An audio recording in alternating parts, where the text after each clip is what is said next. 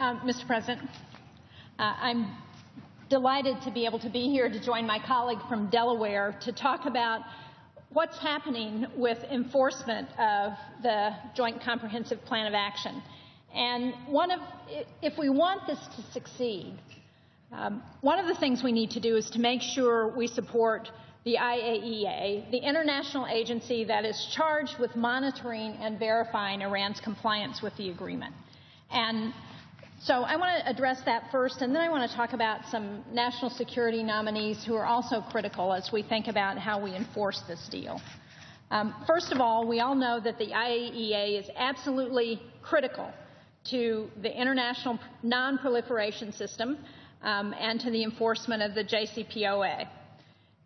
Their employees are working day in and day out to verify critical aspects of the agreement's implementation that prevents Iran from developing a nuclear weapon. And just for example, on December 28th, Iran shipped more than 12 tons of low-enriched uranium to Russia, where the fuel is stored in a facility that is guarded by the IAEA.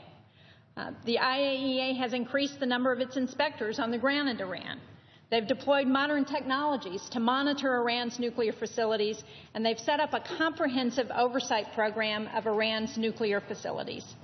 Now, the IAEA is constantly enhancing and improving its efforts. For example, earlier this month, they installed the Online Enrichment Monitor, or OLEM, to verify that Iran keeps its level of uranium enrichment at up to 3.67%.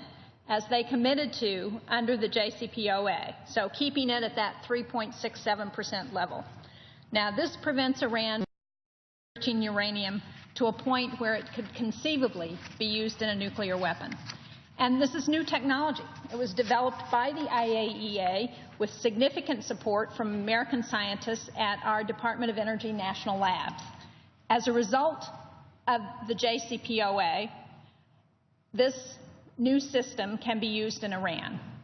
Now, the IAEA resources devoted to verification and monitoring are also increasing considerably, with personnel devoted to monitoring Iran's nuclear program increasing by 120%, and the number of days monitors spend in the field by 100%. And if we want the IAEA to be successful in making sure that this agreement is successful, we need to provide robust financial support so that they can deploy the best scientists in the world for inspections and that they can deploy the best equipment to monitor Iran's compliance.